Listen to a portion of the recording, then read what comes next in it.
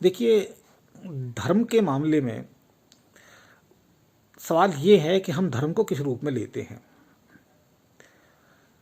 जहाँ तक मैं समझता हूँ, धर्म एक आचरण की चीज़ है। ये हमारे सामाजिक व्यवहार को बताता है, हमें सिखाता है, क्योंकि धर्म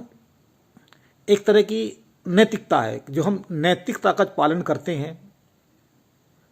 मनुष्यता का पालन करते हैं, तो हम धर्म को जीते हैं और ये धर्म होता है। लेकिन जब हम समाज में एक दूसरे के साथ भेदभाव करने लगते हैं, एक मनुष्य दूसरे मनुष्य से प्यार नहीं करता और वैमनस्यता करता है और ईर्ष्या करता है, जहाँ एक ये सब चीज़ें हो जाती हैं, वहाँ धर्म नहीं होता। तो जो धर्मगुरु होता है, चाहे वो किसी भी धर्म के मानने वाले हों, धर्मगुरु है या धार्मिक व्यक्ति हैं, तो उनका काम होता है कि वो समाज में वो प्यार का संदेश दें, समाज में लोग कैसे मिलजुल कर रहें इस बात का संदेश दें, लोग कैसे लोगों के अंदर दया करुणा इस तरह की भावनाएं पैदा हों, लोग उसका संदेश दें, लोग कैसे अनैतिक कार्य ना करके वो नैतिक कर्म करें, उसकी सीख लोग अपने अनुयायियों को दें। तो ये एक धार्मिक व्यक्तियों का ये काम होता है। लेकिन यदि, और दूसरा ये कि हमारे भारतीय संविधान में जो हमारा इसका जो धर्मनिरपेक्ष स्वरूप है, उसमें सभी धर्मों को अपने अपने अनुसार, अपनी अपनी जो उनकी परंपराएं हैं, मान्यताएं हैं, विश्वास हैं, उसके अनुसार अपने धर्मों को मानने का, उन परंपराओं का पालन करने का और अपने अपने अनुसार जो रिचुअल्स हैं वो करने का, और साथ ही अपने अपने धर्मों का प्रचार प्रसार करने का भी अधिकार ये हमारे संविधान में है। लेकिन जब किसी एक धर्म के मानने वाला कोई व्यक्ति या धार्मिक व्यक्ति या धर्मगुरु कोई भी, जब वो दूसरे धर्म पर एक प्रहार के रूप में टिप्पणी करने लगता है या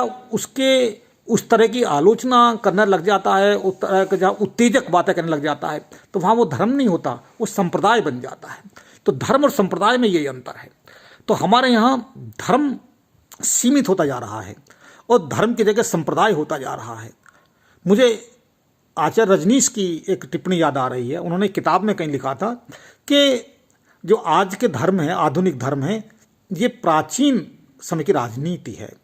तो ये आज धर्मों में यदि इस तरह की राजनीति आ जाना या एक राजनीतिक एक तरह का एक चरित्र आ जाना धर्म का, कि धर्मगुरु राजनीति की तरह एक दूसरे पर टीका टिप्पणी, प्रहार, उत्तेजक बातें, आक्रामक बातें और इस तरह की जो हिंसा तनाव समाज में पैदा कर दें, समाज को बांट दें, इस तरह की चीज़ें ये धर्मगुरुओं से अपेक्षा नहीं की जाती। अब यदि धर्म संसद में यदि इस तरह की चीज़ें होती हैं तो ये धर्म संसद नहीं होती, ये तो फिर अधर्म संसद हो जाती है। धर्म संसद कभी भी, यदि कोई एक धर्म की संसद के लोग दूसरे धर्म पर इस तरह की टिप्पणी करते हैं, तो ये एक सामाजिक सौहार्द का वातावरण उसको खंडित करते हैं, ये तोड़ते हैं। और ये कहीं ये ना तो संवैधानिक दृष्टि से सही है, ना ये राष्ट्रीयता की दृष्टि से सही है, और ना ये समाज की दृष्टि से सही है। क्योंकि धर्म का काम होता है एक तो समाज को एकता के सूत्र में बांधना, दूसरा धर्म एक सामाजिक नियंत्रण की शक्ति के रूप में भी काम करता है, और उससे भी बड़ी चीज़ ये है कि धर्म अनुशासित करता है।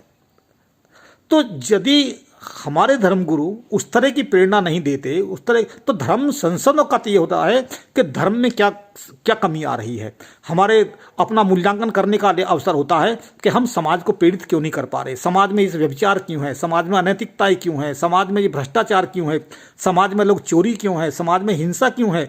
और ये बलात्कार की घटनाएं क्यों हो रही हैं। हम मनुष्य को ऐसा क्यों नहीं बना पा रहे हैं कि ये सब चीज़ें प्रवृत्तियाँ रुकें, ताकि एक स्वस्थ समाज बने, ताकि एक अच्छा मानवीय समाज बने। लोग एक दूसरे के साथ जाति के आधार पर, वर्ण के आधार पर इनके भेदभाव क्यों करते हैं, लोग एक दूसरे का छुआछूत क्यों करते हैं, एक दूसरे से नफरत क्यों करते हैं। धर्म संसद का काम होता है इन चीज़ों का मूल्यांकन करना, कि वो ये सब प्रवृत्तियों से कैसे उभरे, कैसे हम मनुष्य को सिखाएं कि इन चीज़ों से ये चीज़ें जो हैं ये मनुष्य के लिए ठीक नहीं है, ये समाज के लिए ठीक नहीं है, ये हमारे राष्ट्र के लिए ठीक नहीं है। लेकिन यदि ये चीज़ों पर चर्चा ना करके और धर्म संसद में लोग यदि दूसरे धर्मों पर प्रहार करते हैं और उस तरह की